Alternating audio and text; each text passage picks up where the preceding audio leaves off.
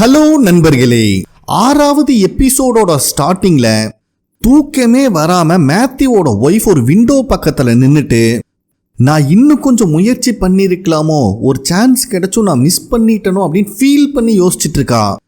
அப்போ மேத்யூ இருந்துட்டு, நீ எதை நினைச்சும் கவலைப்படாத, உன்னால என்ன முடியுமோ அதை நீ பண்ணிட்ட அப்படின்னு சொல்லும் போது இவளுக்கு கோபம் வந்துருது. நீ என்ன எப்ப பார்த்தாலும் என்னால முடிஞ்சது பண்ணிட்டேன்னே சொல்லிட்டு இருக்க, என்னால என்ன முடியுங்கிறது உனக்கு எப்படி தெரியும்னு இவங்கிட்ட சண்டை போடுறா.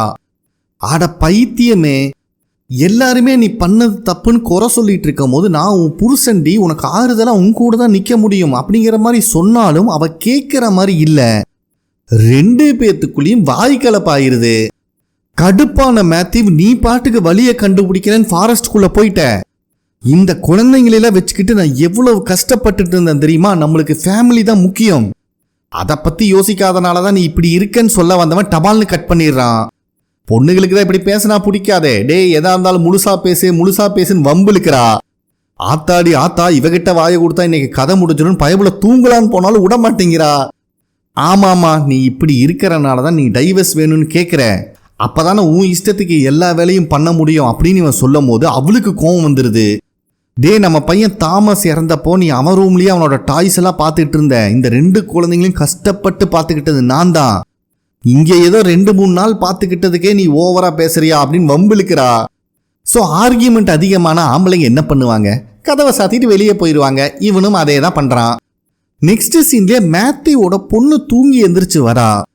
அப்போ அவங்க அம்மா இருந்துட்டு, உன் பிரதரை எழுப்பு, நான் உங்களுக்காக பிரேக்ஃபாஸ்ட் செய்கிறேன்னு சொல்லும் போது அப்பா எங்கன்னு கேட்குறா.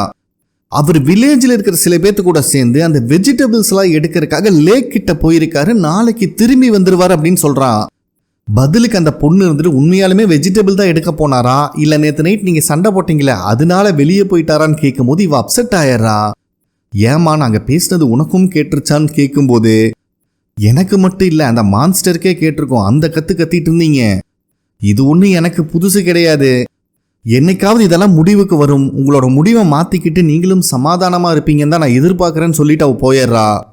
இந்த பொண்ணு இப்படி சொன்னது மேத்யூவோட ஒய்ஃப்க்கு ரொம்பவே ஃபீல் ஆகுது. அதே டைமில் ஜேடு ஹீரோ கிட்ட அங்கே இருக்கிற வால்ல அந்த பாட்டில் ட்ரீயை வரைஞ்சி வச்சு அந்த பாட்டில்ஸ்லேருந்து எடுத்துகிட்டு வந்த நம்பர்ஸ் எல்லாம் அங்கே ஸ்டிக் பண்ணி வச்சிருக்கான். அப்போ அவன் என்ன சொல்கிறான்னா, இந்த பாட்டில் ட்ரீ வழியில தான் மேத்யூவோட ஒய்ஃப் அந்த லைட் ஹவுஸை ரீச் பண்ணாங்க, அந்த லைட் ஹவுஸ்லேருந்து விழுந்தவங்க கேம்டன் அப்படிங்கிற சிட்டிக்கு போயிருக்காங்க. ஸோ நல்லா யோசிச்சு பார்த்தீங்கன்னா இந்த மரத்துக்கும் அந்த லைட் ஹவுஸ்க்கும் இவ போன சிட்டிக்கும் 3க்குமே ஏதோ லிங்க் இருக்கு. மேத்தமெட்டிக்கலாக சொல்லணும்னா இந்த வார்ம் ஹோல் மாதிரி ஏதோ கிரியேட் ஆகி டெலிபோர்ட் ஆக சான்ஸ் இருக்குன்னு சொல்கிறான். இதில் ஹீரோக்கு செம கோவம் வந்துடுது. ஏண்டா சிவனேன்னு தூங்கிட்டு இருந்தவன முக்கியமான விஷயம் காட்டுறேன்னு கூப்பிட்டு வந்து அதுலேயும் அந்த மரத்தை செடி மாதிரி வரைஞ்சி வச்சு என்னை கோவப்படுத்துறியாடான்னு கடுப்பாகிறான். ஆனால் ஜேடி எக்ஸ்பிளைன் பண்ணிட்டு இருக்கும் போது அவனுக்கு இன்னொரு விஷயம் புரியுது. ஒருவேளை லைட் ஹவுஸ் இருக்கிற இடமே ஏன் அவன் போன அந்த கேம்டன் சிட்டியா இருக்கக்கூடாது அப்படின்னு. ஆனால் ஹீரோ இதை ஒத்துக்க மாட்டேங்கிறான். அப்போ ஜேட் இருந்துட்டு, நல்லா யோசிச்சு பாரு, விக்டரோட அம்மாவுக்கு அந்த பாட்டில் ட்ரீ தான் ரொம்ப இம்பார்ட்டண்டான ஒன்றா இருந்துச்சு, அது மட்டும் இல்லாமல் இந்த வில்லேஜுக்கு வர்றதுக்கு முன்னாடியே அவங்க அம்மாவுக்கு இதை பற்றி எல்லா விஷயமும் தெரிஞ்சிருக்கு அப்படின்னு இவன் சொல்லிட்டு இருக்கும் போது ஹீரோ இருந்துட்டு, டே உண்மையாலுமே நீங்கள் அந்த மரத்துக்கிட்ட தான் போனீங்களா இல்லை வேற ஏதாவது மரத்துக்கு போனீங்களான்னு கேட்குறான். இவனுக்கு ஒன்றும் புரியலை. அட கடைசியாக நானும் சாராவும் ஃபாரஸ்ட்குள்ளே போகும்போது இதே மாதிரி ஒரு பாட்டில் ட்ரீயை பார்த்தோம்டா, அதுலேயும் இந்த மாதிரி மெசேஜஸ் எல்லாம் இருந்துச்சு, அதில் 1864ங்கிற வருஷம் மென்ஷன் ஆயிருந்துச்சுன்னு சொல்கிறான். இதை கேட்குற ஜேடுக்கு தூக்கி வாரி போடுது. இவன் கலெக்ட் பண்ணிட்டு வந்த பேப்பரை செக் பண்ணி பார்த்தா அதுலேயும் 1864ங்கிற வருஷம் மென்ஷன் ஆயிருக்கு. டே, அப்படின்னா அந்த மரம் எங்கடா இருக்கு அப்படின்னு ஹீரோவை பார்த்து கேட்குறான். அதே டைம்ல விக்டர் அவன் ரூமுக்கு வரும்போது அவங்க அப்பா அங்கே இருக்கிறத பார்த்துடுறான். அங்கே சின்ன குழந்தைங்க ஓட்டுற மாதிரி ஒரு கார் இருக்கு, அதை பற்றி அவர் விசாரிக்கும் போது தான் விக்டர் இருந்துட்டு, மிஸ்ஸஸ் டேவிஸ் அப்படிங்கிறவங்க அவங்க பையனுக்காக தான் இதை வாங்கியிருந்தாங்க, அந்த பையன் உடம்பு சரியில்லாமல் இருந்தான், அந்த பையனுக்கு இந்த கார் ரொம்பவே பிடிக்கும், அதனால இதை வாங்கறதுக்காக ரொம்ப தூரம் டிராவல் பண்ணி வாங்கிட்டு போயிட்டு இருக்கும் போது தான் இந்த வில்லேஜில் வந்து மாட்டிக்கிட்டாங்க. ஒரு கட்டத்தில் அவங்க இறந்து போயிட்டாங்க. எனக்கு தெரிஞ்ச அந்த உடம்பு சரியில்லாத பையனும் இறந்து போயிருப்பான்னு நினைக்கிறேன்னு சொல்லிட்டு இவன் சில திங்ஸ் எடுத்துட்டு கிளம்ப பார்க்குறான். அப்போ விக்டரோட அப்பா நானும் கூட வரட்டுமான்னு கேட்கும் போது இல்லை வேண்டாம், அது நல்லதுக்கு இல்லைன்னு சொல்லிடுறான். சரிப்பா உன்னை டிஸ்டர்ப் பண்ண விரும்பல, நான் கிளம்புறேன் அப்படின்னு சொல்லும் போது அவரை தடுத்து நிறுத்தி, நான் சொல்றத தப்பா எடுத்துக்காதீங்க, நான் போறது ரொம்பவே டேஞ்சரான விஷயம், நீங்க எந்த விதத்திலையும் காயப்படக்கூடாதுன்னு தான் நான் நினைக்கிறேன், உங்களுக்கு இஷ்டம் இருந்தால் என் கூட கொஞ்சம் தூரம் வேணா நடந்து வாங்கன்னு சொல்லும் போது இதை கேட்குற அவருக்கு சந்தோஷமா இருக்கு. அதுக்கப்புறம் கிளினிக்ல இவங்களுக்கு கிடைச்ச ஆம்புலன்ஸ்ல இருக்கிற மெடிசன்ஸ் எல்லாம் எடுத்து ஸ்டோர் பண்ணிட்டு இருக்காங்க. நர்ஸ்காரி தான் அதை பண்ணிட்டு இருக்கா, அசிஸ்டன்ட்காரன் தான் ஹெல்ப் பண்றான். கிட்டத்தட்ட எல்லாத்தையுமே எடுத்து சேஃபா ஸ்டோர் பண்ணி வச்சிடறாங்க. அப்ப நர்ஸ்காரி இருந்துட்டு நீ ரொம்பவே ஹெல்ப் பண்ணிட்ட, வீட்டுக்கு போய் ரெஸ்ட் எடுன்னு சொல்லி அனுப்பி வச்சுட்டு அவ கிளம்புறா. அசிஸ்டன்ட்காரனோட மூஞ்சியை பார்க்கும் போதே நம்மளுக்கு தெரியுது அவனுக்கு வீட்டுக்கு போறக்கே இஷ்டம் இல்லைன்னு. கரெக்டா வெளியே வரும்போது ஹீரோ அங்க வந்துடுறான். என்னடா ஒன்றும் பிரச்சனை இல்லையே அப்படின்னு கேட்கும் போது அதெல்லாம் ஒன்றும் இல்லை அப்படின்னு சமாளிச்சுட்டு அவன் பாட்டுக்கு போயிடுறான். ஆக்சுவலாக ஹீரோ அந்த மொட்டையனை தான் பார்க்க வந்திருக்கான். அவன் வழியில துடிச்சிட்டு இருக்கிறத பார்க்கும்போது ஹீரோக்கு ரொம்பவே கஷ்டமாயிருது. அதனால எதுவுமே பேச முடியாம ஹீரோ அங்கிருந்து கிளம்பும் போது கரெக்டா கிறிஸ்டி வந்துடுறா. இவனும் அவளோட காலை பத்தியெல்லாம் விசாரிக்கும் போது தான் கிறிஸ்டி இருந்துட்டு, ஆம்புலன்ஸ்ல இருந்து நம்மளுக்கு நிறைய மெடிசன்ஸ் கிடைச்சிருக்கு, இன்னும் எதை பத்தியும் நினைச்சு ஃபீல் பண்ண வேண்டாம், அது மட்டும் இல்லாம அந்த அல்ட்ரா சவுண்ட் மிஷின் இருக்கு பத்தியா, அதுவும் கிடைச்சிருக்கு, ஸோ நீ ஃபாத்திமாட்ட சொல்லு, அவ குழந்தைய பார்க்கணும்னு ஆசைப்பட்டானா இங்க வர சொல்லு அப்படின்னு சொல்றா. இதை கேட்குற ஹீரோவுக்குமே சந்தோஷமா இருக்கு. சரி நான் இங்க வந்துட்டு போனதை மொட்டைங்கிட்ட சொல்லாதன்னு சொல்லிட்டு ஹீரோ கிளம்பிடுறான். இப்ப ஃபாத்திமாவை தான் காட்டுறாங்க. நடந்த விஷயத்தெல்லாம் ஹீரோவோட பையன்கிட்ட எக்ஸ்பிளைன் பண்ணிட்டு எனக்கு ரொம்ப பயமா இருக்கு அப்படின்னு ஃபீல் பண்றா. ஹீரோவோட பையனும் நம்ம கிறிஸ்டியை போய் பார்க்கலாம், மெடிக்கல் ரீதியா இதுக்கு கண்டிப்பா ஏதாவது எக்ஸ்பிளனேஷன் இருக்கும், நம்ம சரி பண்ணிக்கலாம் அப்படின்னு ஆறுதலா பேசிட்டு இருக்கும் போதே வெளியே யாரோ கதவு தட்டுறாங்க. உள்ள இருந்தே யாருன்னு கேட்கும் போது நான் தாண்டா உங்க அப்பா அப்படின்னு ஒரு வாய்ஸ் கேட்குது. வந்திருக்கிறது ஹீரோ தான். ஃபாத்திமாக்கெல்லாம் தூக்கி வாரி போடுது. அப்ப ஹீரோவோட பையன் இருந்துட்டு, இதுல உன்னோட தப்பு எதுவும் இல்லை, நான் சொல்றத கேளு, நான் உன் கூட துணையாவே இருப்பேன், எதா இருந்தாலும் சரி பண்ணிக்கலாம், நம்மனால இது தனியா ஹேண்டில் பண்ண முடியாதுன்னு சொல்லி கதவை திறக்கிறான். இவங்க ரெண்டு பேர்த்தோட மூஞ்சி பேய் அடிச்ச மாதிரி இருக்கும் போது ஹீரோக்கு தெரிஞ்சிருது ஏதோ ப்ராப்ளம்னு. ஹீரோவோட பையனும் இதை பத்தி சொல்றதுக்காக அவங்க அப்பாவை உள்ள கூப்பிடுறான். அதே டைம்ல டோனா அந்த டேல் இறந்து கிடக்கிற பூல்ல நிறைய கல்லெல்லாம் போட்டுட்டு இருக்காங்க. மொத்தமா அங்கேயே சமாதி கட்ட போறாங்களாட்டிருக்கு பாவம் அவரு. அப்ப கரெக்டா அங்க வர மேத்யூவோட ஒய்ஃப் டேலை பத்தி விசாரிக்கும் போதுதான் அந்த மனுஷன் இந்த வில்லேஜ்ல 2 வருஷமா டோனா கூடயே இருந்திருக்காங்கிறது தெரிய வருது. டோனா இருந்துட்டு அப்பப்போ கொஞ்சம் வாய் வீசினாலும் பயவுள்ள நிறைய சந்தர்ப்பத்துல எனக்கு உறுதுணையா இருந்திருக்கான், அவன் சாவு இப்படி இருக்குன்னு நான் எதிர்பார்க்கல அப்படின்னு சொல்லிட்டு இருக்கும் போதே வில்லேஜில் இருக்கிறவங்க எல்லாம் மேத்யூவோட ஒய்ஃப் ஒரு மாதிரி பார்த்துட்டு போறது அவளுக்கு அன்ஈஸியா ஃபீல் ஆகுது. டோனாவும் நீ அவங்களை பத்தியெல்லாம் கண்டுக்காத அப்படின்னு சமாதானப்படுத்த பார்க்கறாங்க. ஆனா மேத்யூவோட ஒய்ஃப் இருந்துட்டு அவங்க கோவப்படுறதும் ஒரு விதத்துல நியாயம்தான், ஏன்னா யாருக்குமே கிடைக்காத ஒரு ஆப்பர்ச்சுனிட்டி எனக்கு கிடைச்சிது, நான் சரியா யூஸ் பண்ணலையோங்கிற கில்ட்டினஸ் எனக்குள்ளேயும் இருக்கு அப்படின்னு சொல்றா. ஆனா டோனா இருந்துட்டு நீ இறந்து போயிட்டேன்னு உன்னோட குழந்தைங்க ரொம்பவே ஃபீல் பண்ணிட்டு இருந்தாங்கம்மா, நீ பதிலோட வந்ததை விட திரும்பி வந்தது தான் ரொம்பவே முக்கியம், கொஞ்சம் யோசிச்சு பாரு, நீ போன அதே மரத்து வழியில தான் போய் டேல் இங்க செத்து கிடக்குறான், அந்த மாதிரி உனக்கு ஏதாவது நடந்திருந்தா யாரும் இதை பத்தி கவலைப்பட மாட்டாங்க, ஸோ நீ உன் குழந்தைங்களை பாரு, உன் ஃபேமிலி மேல கான்சென்ட்ரேட் பண்ணு அப்படின்னு சொல்றாங்க. ஆனா இவ்வளவு பேசின டோனா அப்செட்டா இருக்காங்க அப்படிங்கிறது மேத்யூவோட ஒய்ஃபுக்கு புரியுது. அதனால மேத்யூவோட ஒய்ஃபும் டோனாவை ஹக் பண்ணி சமாதானப்படுத்துறா. அதே டைம்ல விக்டர் அவங்க அப்பா கூட அந்த டனல் கிட்ட தான் வந்துட்டு இருக்கான். அப்ப விக்டர் இருந்துட்டு இதுக்கு மேல நான் டனல்குள்ள தனியா போய்க்கிறேன், நீங்க பத்திரமா காலனி ஹவுஸுக்கு போங்கன்னு சொல்லும் போது அவங்க அப்பா ஒத்துக்க மாட்டேங்கிறாரு. டே நான் உங்க அப்பாடா, மறுபடியும் நான் உன்னை இழக்க விரும்பல, என்ன நடந்தாலும் சரி உன் கூட நானும் இருக்கேன், அந்த டனல்குள்ள நானும் வருவேன் அப்படின்னு சொல்லும் போது விக்டர்னால எதுவுமே பேச முடியல. அதுக்கப்புறம் விக்டரும் அவன் கொண்டு வந்த பேக்ல இருந்து ஒரு பென்சில் பாக்ஸ் மாதிரி எடுக்கிறான். ஓபன் பண்ணா நிறைய சின்ன சின்ன பொம்மையா இருக்கு. இது எதுக்குப்பான்னு அவர் கேட்கும் போது வலி மாறிடக்கூடாதுல, அதுக்காக தான் கொண்டு வந்தேன்னு சொல்லிட்டு ஒரு டார்ச்சையும் எடுக்கிறான். அதுக்கப்புறம் 2 பேரும் டனல்குள்ள போறதுக்கு முன்னாடி விக்டர் இருந்துட்டு அவங்க அப்பா கிட்ட என்ன நடந்தாலும் சரி சத்தமே வரக்கூடாதுன்னு சொல்லிட்டு தான் அவரை கூப்பிட்டு போறான். நெக்ஸ்ட் சீன்லயே ஹீரோ கிட்ட அவன் பையன் நடந்த விஷயத்தெல்லாம் சொல்லிட்டு, ஒருவேளை ஃபாத்திமாக்கு இந்த அளவுக்கு பசி எடுக்கிறதுக்கு காரணம் இந்த டவுனும் ஒரு ரீசனா இருக்கலாம், ஏன்னா இப்ப வரைக்கும் இந்த டவுன்ல யாரும் பிரெக்னென்ட் ஆனதே கிடையாது, ஆனா குழந்தைக்கு எதுவும் ஆகாதுல்ல அப்படின்னு பயப்படுறான். அப்பதான் ஹீரோ இவங்க 2 பேர்த்துக்கிட்டையுமே நேத்து புதுசா வந்த ஆம்புலன்ஸ்ல இருந்து ஒரு அல்ட்ரா சவுண்ட் மிஷின் கிடைச்சிருக்கு, அதை சொல்றதுக்கு தான் நான் வந்தேன், அதோட உதவியால நம்ம எல்லாமே சரி பண்ணிடலான்னு சொல்லும் போது ஃபாத்திமா பயப்படுறா. ஸோ ஹீரோவோட பையனும் ஃபாத்திமாவை ஒத்துக்க வைக்கிறதுக்காக தனியாக பேசுறதுக்கு டைம் கேட்குறான். அதனால ஹீரோ அங்கிருந்து வெளியே வந்துடுறான். ஆனால் இந்த விஷயத்தை கேள்விப்பட்ட ஹீரோ ரொம்பவே நர்வஸாக இருக்கான். ஹீரோவோட பையனும் ஃபாத்திமா கிட்ட பார்த்தியா கரெக்டான டைமில் அந்த மிஷின் இருக்கிற விஷயம் நம்மளுக்கு தெரிய வந்திருக்கு, கண்டிப்பாக ஸ்கேன் பண்ணி பார்த்தா குழந்தை நல்லா இருக்குன்னு நம்ம கண்டுபிடிச்சிடலான்னு சொல்லும் போது ஃபாத்திமா ரொம்ப பயப்படுறா. ஏன்னா குழந்தைக்கு ஏதாவது ஆயிருமோ இல்லை ஃபஸ்ட்டு உள்ளே இருக்கிறது குழந்தையா இல்லையாங்கிற பயமே அவளுக்குள்ள இருக்கு. அழுதுட்டு இருக்கிற அவளை ஹீரோவோட பையன் தான் சமாதானப்படுத்திட்டு இருக்கான். அதே டைம்ல மொட்டையை இப்பதான் கான்சியஸ் ஆகி கண்ணை முழிக்கிறான். அப்ப அங்க வர நர்ஸ்காரி இருந்துட்டு உனக்கு இன்ஃபெக்ஷன் ஆகலையான்னு செக் பண்ணிட்டு பேண்டைட் சேஞ்ச் பண்ணுன்னு சொல்லும் போது அவனும் ஒத்துக்கிறான். ஆக்சுவலா அந்த மான்ஸ்டர்ஸ் இவனுக்கு வாயில மட்டும் வெட்டு போடல, கழுத்துலயும் ஒன்று போட்டிருக்கு. ஃபர்ஸ்ட் அதை செக் பண்ணி பார்த்தா ஓரளவுக்கு நல்லா தான் இருக்கு.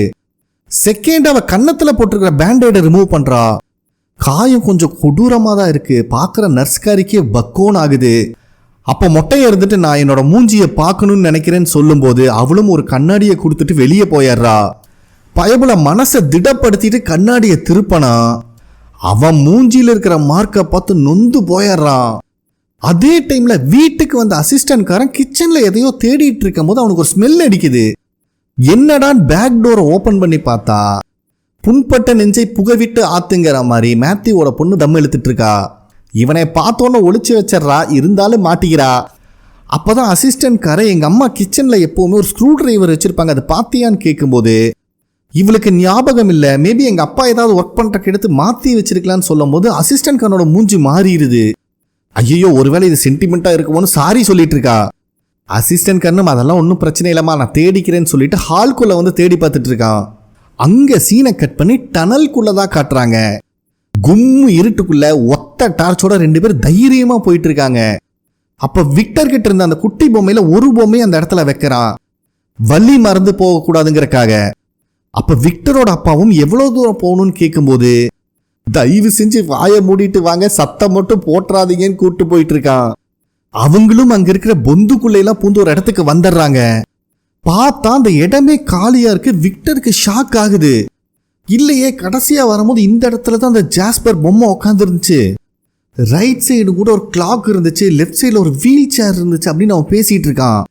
ஆனா விக்டரோட அப்பா பயத்துல தம்பி நம்ம திரும்பி வேணா போயிடலாமா அப்படின்னு கெஞ்சிட்டு இருக்காரு.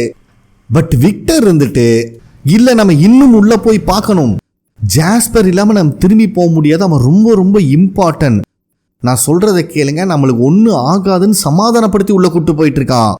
அதே டைம்ல வீட்டுக்கு வெளியே நின்றுட்டு இருக்கிற ஹீரோ கிட்ட அவன் பையன் வந்து ஃபாத்திமா கிளினிக்கு வரக்கு ஒத்துக்கிட்டா அப்படிங்கிற விஷயத்த சொல்றான். ஆனா குழந்தைய நினைச்சு இவனும் பயப்படுறான் அப்படிங்கிறது ஹீரோக்கு புரியுது. வீட்டுக்குள்ள இந்த எல்ஜின் பயபுள்ள கிடைச்ச கேமரா வச்சு எல்லாத்தையும் போட்டோ எடுத்துட்டு இருக்கான் ஒரு மெமரிக்காக. அப்பாங்க நொந்து போய் சிவனேன்னு வந்துட்டு இருக்கிற ஃபாத்திமாவையும் ஒரு ஸ்னாப் அடிச்சிடறான். இவளுக்கு ஒன்றும் புரியல. இது பேஸ்மெண்ட்ல கிடைச்சது, நல்லாவே ஒர்க் ஆகுது, அதனாலதான் எல்லாத்தையும் போட்டோ எடுத்துட்டு இருக்கேன்னு சொல்லிட்டு அந்த போட்டோவை ஃபாத்திமாட்ட கொடுக்க பாக்குறான். ஆனா இவ இருந்த கன்ஃபியூஷன்ல அதையும் கூட வாங்காம அங்கிருந்து கிளம்பிடுறா. ஸோ வெளியே வந்த கிறிஸ்டியும் பேபி நல்லா இருக்குன்னு தெரியற வரைக்கும் எனக்குள்ள நடந்த சேஞ்சஸை கிறிஸ்டி கிட்ட சொல்ல வேண்டான்னு சொல்றா. ஹீரோவும் அவனோட பையனும் அதுக்கு ஒத்துக்கிறாங்க. நெக்ஸ்ட் சீன்லயே ஹீரோ சொன்ன டைரக்ஷன்லாம் வச்சு ஜேட் அந்த 2வது மரத்தையும் கண்டுபிடிச்சிடறான். அப்ப கரெக்டா இங்க என்ன சாமி பண்ணிட்டு இருக்கேன்னு ஒரு வாய்ஸ் கேக்குது. திரும்பி பார்த்தா அந்த பார்காரன் தான் நின்றுட்டு இருக்கான். ஆனா இவனை பாராட்டியே ஆகணுங்க. செத்து போனதுக்கு அப்புறம் கூட அவன் கடமை உணர்ச்சியை பாருங்களேன். பார்ல இருக்கும் போது எப்படி அந்த டம்ளரை தொடச்சிட்டு இருந்தானோ அதே மாதிரிதான் இன்னும் தொடச்சிட்டு இருக்கான். இத பாக்குற ஜேடுக்கே ஒரு நிமிஷம் சிரிப்பு வந்துருது. ஏண்டா ஆளே இல்லாத கடையில யாருக்குடா டீ ஆத்திட்டு இருக்க அப்படிங்கிற மாதிரிதான் ஜேடு பாக்குறான். அப்ப ஜேடு இருந்துட்டு இங்க நடக்கிற விஷயத்துக்கு எல்லாத்துக்குமே ஏதோ லிங்க் இருக்கிற மாதிரி தெரியுது. நல்லா யோசிச்சு பாரு. விக்டரோட அம்மா இந்த வில்லேஜுக்கு வரக்கு முன்னாடியே இங்க இருக்கிறதெல்லாம் அவங்களுக்கு விஷனா வந்திருக்குன்னு சொல்லும் போது பார்கார இருந்துட்டு ஏண்டா உனக்கும் தான் ஒரு சிவில் சோல்ஜர் துரத்தி ஷூட் பண்ணிட்டு இருந்தானே, அதுவும் உனக்கு வந்த விஷன் தான் அப்படின்னு சொல்றான். பட் ஜேடு இதை ஏத்துக்க மாட்டேங்கிறான். அது வேறடா இது வேறடா அப்படிங்கிற மாதிரி சொல்றான். அதுக்கு பார்கார இருந்துட்டு தம்பி நீ ரொம்ப மாறிட்ட. இந்த வில்லேஜுக்கு வரக்கு முன்னாடி நீ பெரிய $multi மில்லியன் கம்பெனியை உருவாக்கி இருந்தேன்னு என்கிட்ட சொன்ன. அந்த அளவுக்கு நாலேஜபிள் பர்சனா இருந்த ஜேடி ஏண்டா இப்படி மாறிட்ட? இங்க இருக்கிற விஷயத்துக்கெல்லாம் விட கண்டுபிடிக்கணும்னா அந்த ஜேடை கூட்டுவா, உன்னால கண்டுபிடிக்க முடியாது அப்படின்னு சொல்லிட்டு மறைஞ்சு போயிடுறான். அதே நேரத்துல மேத்யூவோட ஒய்ஃப் வீட்டுக்கு வரும்போது அவன் பையன் மட்டும் தனியா உட்காந்து படிச்சுட்டு இருக்கான். டே உன்னோட சிஸ்டர் எங்கடான்னு கேட்கும் போது தான் அவன் ஏதோ வாக்கிங் போறேன்ட்டு வெளியே போயிட்டா அப்படிங்கிற விஷயத்த சொல்றான். அதுக்கப்புறம் இந்த பையன் இவங்க அப்பா அம்மா சண்டை போட்டதை நினைச்சு கொஞ்சம் ஃபீல் பண்றான். மேத்யூவோட ஒய்ஃபும் இவனை சமாதானப்படுத்த பார்த்துட்டு இருக்கும் போது இந்த பையன் இருந்துட்டு, இந்த வில்லேஜுக்கு ஃபர்ஸ்ட் டைம் வந்தோம்ல, அதுதான் எனக்கு ரொம்பவே பிடிச்சிருந்துச்சு. ஏன்னா எல்லாருமே ஒரே பயத்தில் இருந்தோம், அப்போ சண்டை போடுறதுக்கு டைம் இல்லை. இப்போ இந்த மான்ஸ்டர்லாம் உங்களுக்கு பழகி போனனால அசால்ட்டாக சண்டை போட்டுட்டு இருக்கீங்க அப்படின்னு இவன் சொல்லும் போதே மாடியில் ஏதோ சத்தம் கேட்குது. மேத்யூவோட ஒய்ஃபும் மேலே யாரா இருக்காங்கன்னு பையன்கிட்ட விசாரிக்கும் போது அவன் யாருமே இல்லைன்னு சொல்லிடுறான். என்னடா இது ஆச்சரியமா இருக்குன்னு அவங்க மேலே வந்தா ஒரு டோர் ஆட்டோமேட்டிக்காக ஓப்பன் ஆகுது. அதுக்குள்ள இவங்க கண்ணுக்கு எப்பவுமே சில குழந்தைங்க தெரியும் பார்த்தீங்களா, அதில் ஒரு குழந்தை எப்பவும் போல அன்குயி அன்குயின்னு கத்திட்டு இருக்கு. இதை பார்க்குற மேத்யூவோட ஒய்ஃப் பயந்து போயிடுறா. அதுக்குள்ளேயும் ஆப்போசிட்ல இன்னொரு குழந்தை வேற வருது. டே என்னை பயம்படுத்தாதீங்கடா, நான் உங்களுக்கு ஹெல்ப் பண்ணதான ட்ரை பண்ணிட்டு இருக்கேன்னு சொல்லி ஸ்டேர் கேஸ்ல கொஞ்சம் கொஞ்சமா கீழே இறங்கலான்னு பார்க்கறா. பார்த்தா கீழே இருந்து இன்னொரு குழந்தை மேலே வருது. ரொம்பவே பயந்து போயிடுறா. ஐயோ என்னை விடுங்கடா அப்படின்னு கத்திட்டு இருக்கும் போது மேத்யூவோட பையன் சத்தம் போட்டு வரான். இப்போ கண்ணை ஓப்பன் பண்ணி பார்த்தா அந்த குழந்தைங்க யாரையுமே காணோம். பயந்து போன மேத்யூவோட ஒய்ஃபும் இதுக்கு மேலே இங்கே இருக்க வேண்டாம், வாடா ராஜா, அவன் பையனை கூப்பிட்டு வெளியே வந்துடுறா. அதே நேரத்தில் டோனா அந்த டேல் ஸ்விம்மிங் பூல்ல இறந்தாரு பார்த்தீங்களா, அந்த இடத்த ஸ்டோன்ஸ் வச்சே கவர் பண்ணி முடிச்சிடுறா. அப்போ கரெக்டாக அங்கே வர அசிஸ்டன்ட்காரன் காலனி ஹவுஸில் நான் ஸ்டே பண்ணுறக்கு ஒரு ரூம் கிடைக்குமான்னு கேட்குறான். இதை கேட்குற டோனாக்கே ஆச்சரியமாயிருது. ஸோ அசிஸ்டன்ட்காரன் காலனி ஹவுஸில் ஸ்டே பண்ண முடிவெடுத்துட்டான் அப்படிங்கிறது டோனாக்கு புரியுது. அப்போ அசிஸ்டன்ட்காரன் இருந்துட்டு, அந்த வீட்டுக்கு போனாலே எங்கள் அம்மாவோட ஞாபகம் தான் வருது. இப்போத்துக்கு மேத்யூவோட ஃபேமிலி மற்றவங்களும் அங்கே இருக்காங்க, அவங்களே அங்கே இருந்துட்டு போகட்டும், நான் காலனி ஹவுஸ்க்கு வந்து ஸ்டே பண்ணிக்கிறேன்னு சொல்லும் போது டோனாவும் ஒத்துக்கிறாங்க.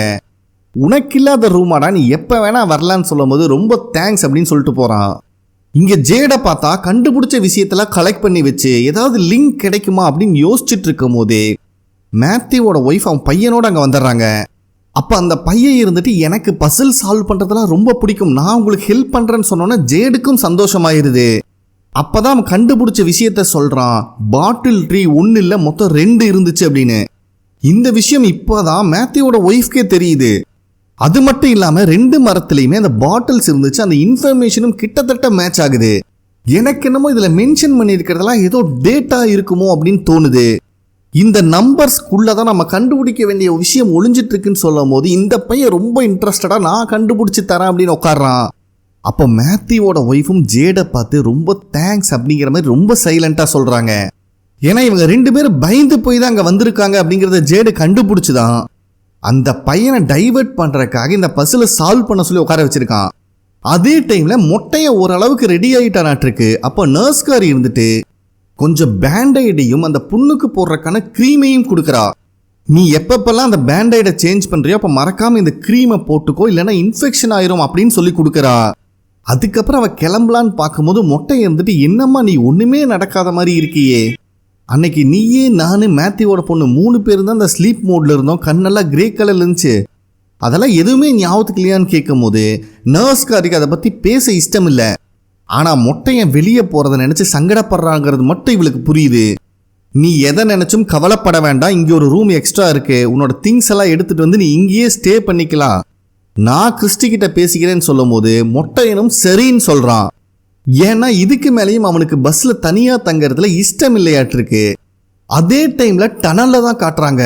விக்டரோட அப்பாவுக்கு பயம் தாங்க முடியல. டே நம்ம திரும்பி போலாண்டா, வேற ஏதாவது பிளானோட வரலாம் அப்படின்னு சொல்கிறாரு. அதை விக்டர் கேட்க மாட்டேங்கிறான். எப்பவும் போல வலி மறந்துடக்கூடாதுங்கிறக்காக அங்கே ஒரு பொம்மையையும் வைக்கிறான். அவங்க அப்பா இருந்துட்டு, நீ எத்தனை பொம்மை தாண்டா வச்சிருக்கேன்னு கேட்கும் போது எடுத்து காமிச்சா 2 தான் கையில் இருக்கு. அப்போ இந்த டனலில் லைட் அடித்து பார்க்கும்போது தூரமாக ஒரு டேபிள் தெரியுது. அவங்க அப்பா ரொம்ப பயந்துடுறாரு. டே திரும்பி போலாண்டா, நான் சொல்கிறத கேள்றான்னு கெஞ்சுறாரு. ஆனால் அதை கண்டுக்காம விக்டர் அந்த டேபிள் கிட்ட வந்துடுறான். பார்த்தா இந்த இடத்துல தான் அந்த வீல் சேரு, வால் கிளாக்கு, அது மட்டும் இல்லாமல் அந்த டேபிளில் தான் இவன் தேடிட்டு வந்த அந்த ஜாஸ்பர் பொம்மையும் இருக்கு. ஆனால் பிரச்சனை என்னன்னா, அந்த ஜாஸ்பர் பொம்மைக்கு பின்னாடியே ஒரு மான்ஸ்டர் தூங்கிட்டு இருக்கு. விக்டர் இருந்துட்டு தயவு செஞ்சு சத்தம் போட்டுறாதீங்கன்னு சொல்லிட்டு அந்த ஜாஸ்பர் பொம்மையை இவனோட பேக்குள்ள எடுத்து வச்சுக்கிறான். அதுக்கப்புறம் அங்கிருந்து கிளம்பலான்னு பார்த்தா டேபிள் மேல இருக்கிற ஒரு கிளாத்தை பார்த்துட்டு விக்டரோட அப்பா இருந்துட்டு டேய் உங்க அம்மாவோட துணிடா அப்படிங்கிற மாதிரி சொல்றாரு. விக்டரும் அவரோட வாயை பொத்திடுறான், தயவு செஞ்சு கத்திராத, மொத்த கதையும் முடிஞ்சிடும் அப்படின்னு. இந்த சத்தத்துல அங்க தூங்கிட்டு இருந்த மான்ஸ்டர் லைட்டா அசையுது. இவனுங்களுக்கு பக்கோன்னு ஆயிருது. அப்பா வந்துருங்க, நம்ம இங்கிருந்து போயிடலான்னு சொல்லும் போதே அவனுக்கு ஏதோ வாய்ஸ் கேக்குது. திரும்பி பார்த்தா அங்க ஒரு லேடி மான்ஸ்டர் நின்றுட்டு இருக்கு. எனக்கு தெரியும் விக்டர், நீ அடங்க மாட்ட, திருப்பி வருவேன்னு, பேசாம இங்கேயே ஸ்டே பண்ணிடலாமே அப்படிங்கிற மாதிரி சொல்லுது. இவங்களுக்கெல்லாம் பதட்டமாயிருது. ஸோ இவங்க பேசிக்கிட்டு இருக்கிற சத்தத்தில் அங்கே தூங்கிட்டு இருக்கிற மான்ஸ்டரும் எந்திரிச்சிருது. இதுக்கு மேலே இங்கே இருந்தா உயிருக்கு ஆபத்து குமாரு அப்படின்னு அவங்க அப்பாவை கூப்பிட்டு அங்கிருந்து தலைதறிக்க ஓட ஆரம்பிக்கிறான் விக்டரு. அந்த மான்ஸ்டரா உள்ள கத்துன்னு கத்திட்டு இருக்கு. அதே நேரத்தில் மொட்டையினும் பஸ்ல இருக்கிற அவனோட திங்ஸ் எல்லாம் ஒவ்வொன்றா கொண்டு வந்து வெளியே வச்சிட்டு இருக்கும் போது மேத்யூவோட பொண்ணு அங்கே வந்துடுறா. என்னப்பா எங்கே ஸ்டே பண்ண போற அப்படின்னு கேட்கும் போது அவனும் கிளினிக்ல தான் ஸ்டே பண்ண போறேன் அப்படிங்கிற விஷயத்த சொல்றான். அதுக்கப்புறம் மொட்டையே இருந்துட்டு நர்ஸ்காரி எதுவுமே நடக்காத மாதிரியே நடிச்சிட்டு இருக்காமா அப்படின்னு சொல்லிட்டு நீ எப்படி இருக்க அப்படின்னு கேட்குறான். என்னத்த சொல்றது, நானும் எதுவுமே காமிச்சிக்காம நார்மலா இருக்கதா ட்ரை பண்ணிட்டு இருக்கேன்னு சொல்லிட்டு இருக்கா. அதுக்கப்புறம் மொட்டைய ரொம்ப டென்ஷனா இருக்கு, ஏதாவது வச்சிருக்கியா அப்படின்னு கேட்கும்போது இவ ஃபாத்திமா ரூம்ல இருந்து அடிச்சுட்டு வந்தா பாத்தீங்களா அந்த தம் இருக்கிற பவுச்சை காட்டுறா. அதுக்குள்ளேயும் விக்டர் அவங்க அப்பாவை கூப்பிட்டுட்டு அந்த கண்டெய்னர் மாதிரி ஒரு இடம் செட் பண்ணி வச்சிருக்கான் பாத்தீங்களா, அங்க வந்துடுறான். அவங்க அப்பாவா செம்ம பதட்டத்தில் இருக்காரு. பார்த்த விஷயத்தை எதையுமே அவரால் நம்ப முடியல. உங்க அம்மாவோட திங்ஸ் எப்படி இங்க இருந்துச்சு அப்படின்னு கேட்கும்போது விக்டர் இருந்துட்டு எனக்கும் தெரியாது, இங்க இருக்கிற திங்ஸ் எல்லாம் எடுத்துட்டு போறது அந்த மான்ஸ்டருக்கு ரொம்பவே பிடிக்கும் அப்படின்னு அசால்ட்டா பதில் சொல்றான். சரிடா இது என்னடா இடம்னு கேட்கும்போது இந்த வில்லேஜுக்கு மக்கள் வரக்கு முன்னாடி நான் இந்த இடத்துல தான் ஒளிஞ்சிட்டு இருந்தேன் அப்படிங்கிற மாதிரி சொல்றான். இப்பதான் விக்டரோட அப்பாக்கே புரியுது எந்த மாதிரி ஒரு இடத்துல கஷ்டப்பட்டு விக்டர் சர்வே பண்ணியிருக்கான் அப்படின்னு. அவரு ரொம்பவே பதறி போயிடுறாரு. அப்ப விக்டர் இருந்துட்டு இதுக்கு மேல எதை பத்தியும் நினைச்சு கவலைப்பட வேண்டாம், இங்க பாத்தீங்களா ஜாஸ்பரை நம்ம எடுத்துட்டு வந்துட்டோம், இதுக்கு மேல இந்த மக்களை நம்மளால காப்பாற்ற முடியும் அப்படின்னு சொல்றான். அவருக்கு ஒண்ணுமே புரியல, எப்படிதான் இந்த பொம்மை நம்மளை காப்பாத்தும் அப்படிங்கிற மாதிரி கேட்கிறாரு. அதுக்கு விக்டரும் இந்த ஜாஸ்பருக்கு நிறைய விஷயம் தெரியும் சொல்லிட்டு அவனை தனியா ஒரு டேபிள் உட்கார வச்சு இதுக்கு முன்னாடி ஒரு டைம் கிறிஸ்டோபர் கிட்ட இந்த வில்லேஜை பத்தின கதையை இந்த ஜாஸ்பர் சொல்லிட்டு இருந்தான். மறுபடியும் அந்த கதையை இவனை சொல்ல வச்சிட்டோம்னா நம்மளுக்கு வழி கிடைக்கும் அப்படின்னு சொல்றான். விக்டரோட அப்பா இருந்துட்டு டே அது ஒரு பொம்மைடா, அது எப்படா பேசும் அப்படிங்கிற மாதிரி சொல்றாரு. ஆனா விக்டர் அதையெல்லாம் பெருசா எடுத்துக்காம கண்டிப்பா இவன் பேசுவான், அப்போ உங்களுக்கு புரியும் அப்படிங்கிற மாதிரி சொல்றான். அதே டைம்ல கிளினிக்ல ஃபாத்திமாக்கு அந்த அல்ட்ரா ஸ்கேன் எடுக்க போறாங்க. அப்ப கிறிஸ்டி இருந்துட்டு நீங்க எதிர்பார்க்குற மாதிரி குழந்தை பெருசாலாம் தெரியாது, இத்தனூடா துமுடுகாண்டி தெரியும். சப்போஸ் நம்மளுக்கு லக் இருந்தா கையும் காலும் தெரியறதுக்கு வாய்ப்பு இருக்கு அப்படின்னு சொல்லிட்டு அவளும் ஸ்கேன் பண்றதுக்காக அந்த மிஷினை ஃபாத்திமாவோட வயிற்றுல வச்சு செக் பண்ணி பார்க்கறா. பார்த்தா இவங்களுக்கு உள்ள ஒண்ணுமே தெரியல. கிறிஸ்டியும் நர்ஸ்காரியும் ஷாக் ஆயிடுறாங்க. மற்றவங்களுக்கெல்லாம் என்ன நடக்குதுன்னே புரியல. அப்போதான் கிறிஸ்டி இருந்துட்டு உள்ள பேபியே இல்லம்மா, நீ பிரெக்னென்ட்டே ஆகலை அப்படின்னு சொல்றா. ஃபாத்திமாக்கெல்லாம் தூக்கி வாரி போடுது. அவனால இதை ஏத்துக்கவே முடியல. இல்ல நீங்க மறுபடியும் செக் பண்ணுங்க அப்படின்னு ரொம்ப அடம் பிடிக்கிறா. கிறிஸ்டி மறுபடியும் அந்த மிஷினை வச்சு செக் பண்ணிக்கிட்டே ஃபாத்திமாக்கு எக்ஸ்பிளைன் பண்றா. பாத்தியா இந்த இடத்துல தான் பேபி தெரியணும், ஆனா இந்த இடம் உனக்கு எம்டியா இருக்கு, சோ நீ பிரெக்னன்ட் இல்லை அப்படின்னு மறுபடியும் சொல்றா. ஃபாத்திமானால இதை ஏத்துக்கவே முடியல. இல்ல எனக்குள்ள ஏதோ ஒன்று இருக்கு அப்படிங்கிற மாதிரி வாதாடுறா. ஆனா கிறிஸ்டியும் நர்ஸ்காரியும் இருந்துட்டு கன்ஃபார்மா நீ பிரெக்னன்ட் கிடையாது, உன் வயிறு எம்டியா தான் இருக்குன்னு சொல்லிடுறாங்க. அப்ப ஹீரோவோட பையன் ஃபாத்திமா கிட்ட வேற வழியே இல்லை, நடந்த விஷயத்த அவங்க கிட்ட சொல்லு அப்படின்னு சொல்றான். இதை கேட்கிற அவங்க ரெண்டு பேத்துக்கு ஷாக் ஆகுது. ஒருத்தர் மாத்தி மாத்தி மூஞ்சிய பாத்துக்கிறாங்க. அங்க இருக்கிற ஹீரோனால எதுவுமே பேச முடியல.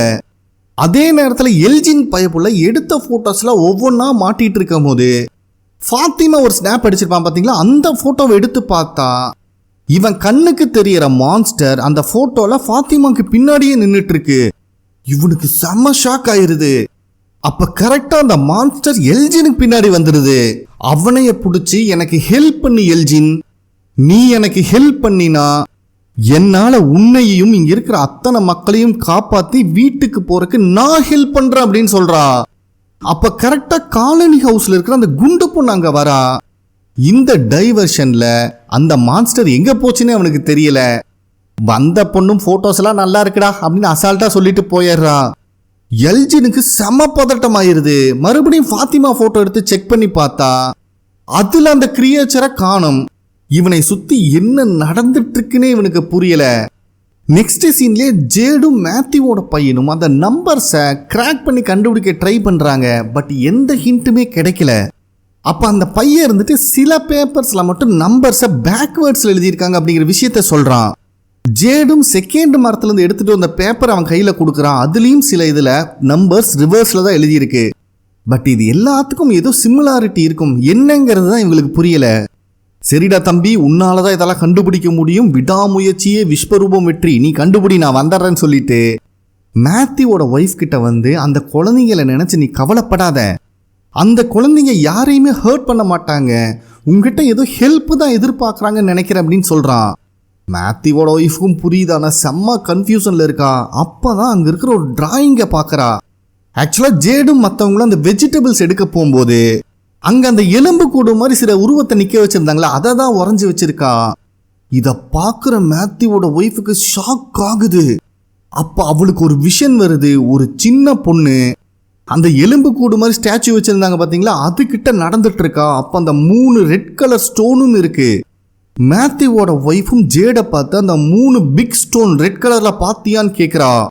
இவனுக்கெல்லாம் தூக்கி வாரி போடுது. அது எப்படிமா உனக்கு தெரியும்னு கேட்கும்போது மறுபடியும் அந்த விஷன்ல சின்ன பொண்ணு அந்த ரெட் ஸ்டோனுக்கு பின்னாடி ஒளிஞ்சிக்கிறா. யாரோ டாப் ஆங்கிள் இருந்து அவளை பார்க்கும் போது சத்தம் போட்டு கத்தி கதறா. பிரசன்ட்ல மேத்யூவோட ஒய்ஃபும் சின்ன வயசுல எனக்கு ஒரு கனவு ரிப்பீட்டடா வந்துட்டு இருந்துச்சு, அந்த கனவுல தான் இந்த இடத்துல நான் இருந்த 3 ரெட் ஸ்டோனும் இருந்துச்சு அப்படின்னு சொல்லிட்டு, அப்படின்னா விக்டரோட அம்மாக்கு மட்டும் இந்த வில்லேஜுக்கு முன்னாடி அந்த விஷன்ஸ் வர கிடையாது, எனக்கும் வந்திருக்கு, நான் இதுக்கு முன்னாடி இந்த வில்லேஜை பார்த்துருக்கேன் அப்படின்னு சொல்றா. கேட்குற நம்மளுக்கே தூக்கி வாரி போடுது. இந்த இடத்துல இந்த எபிசோட் கம்ப்ளீட் ஆகுது. ஓகே ஃப்ரெண்ட்ஸ், கண்டிப்பாக உங்களுக்கு பிடிச்சிருக்கும்னு நம்புறேன். ப்ளீஸ் லைக் பண்ணுங்க, சப்ஸ்கிரைப் பண்ணுங்க, கமெண்ட் பண்ணுங்க. நெக்ஸ்ட் எபிசோட்ல மீட் பண்ணலாம். நன்றி.